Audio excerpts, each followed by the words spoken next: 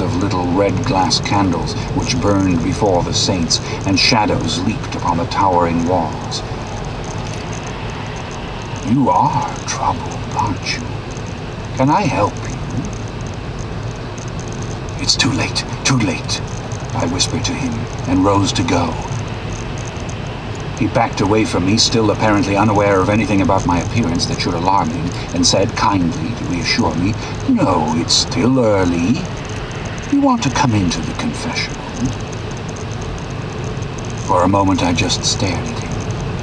I was tempted to smile, and then it occurred to me to do it.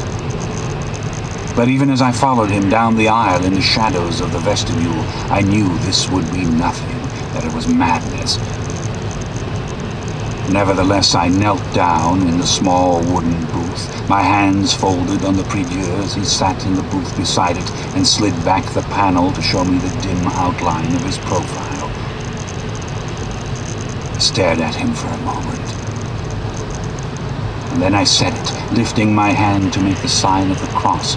"Bless me, Father, for I have sinned so often and so long I do not know how to change, nor how to confess before God what I've done."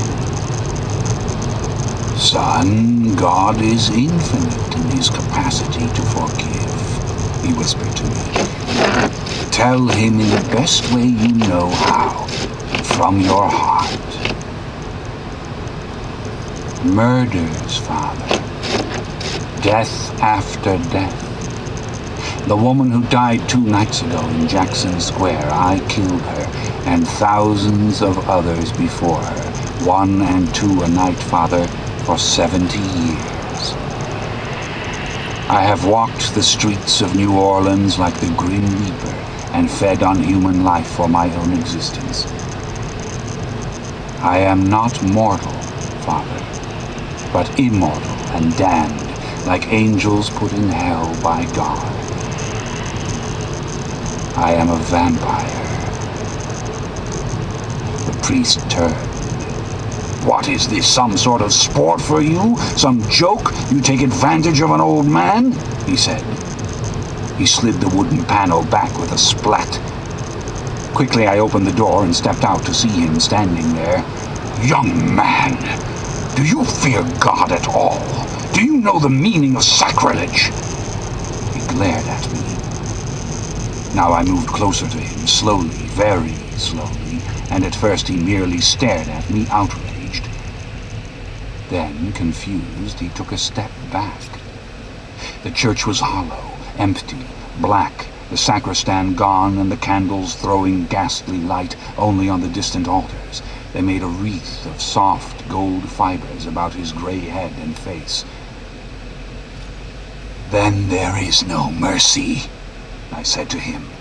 And suddenly, clamping my hands on his shoulders, I held him in a preternatural lock from which he couldn't hope to move, and held him close beneath my face.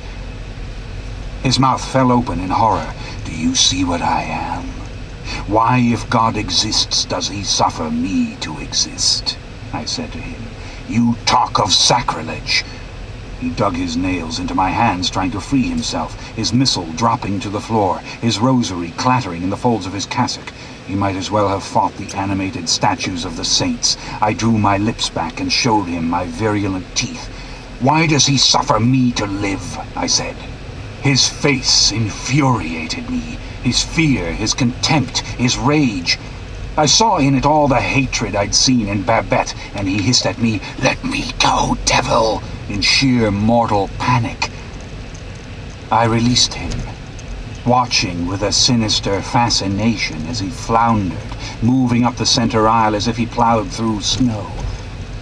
And then I was after him, so swift that I surrounded him in an instant with my outstretched arms, my cape throwing him into darkness, his legs scrambling still. He was cursing me, calling on God at the altar.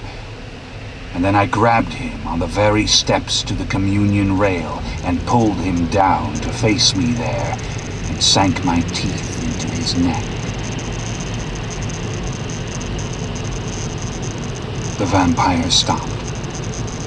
Some time before, the boy had been about to light a cigarette. And he sat now with the match in one hand, the cigarette in the other, still as a store.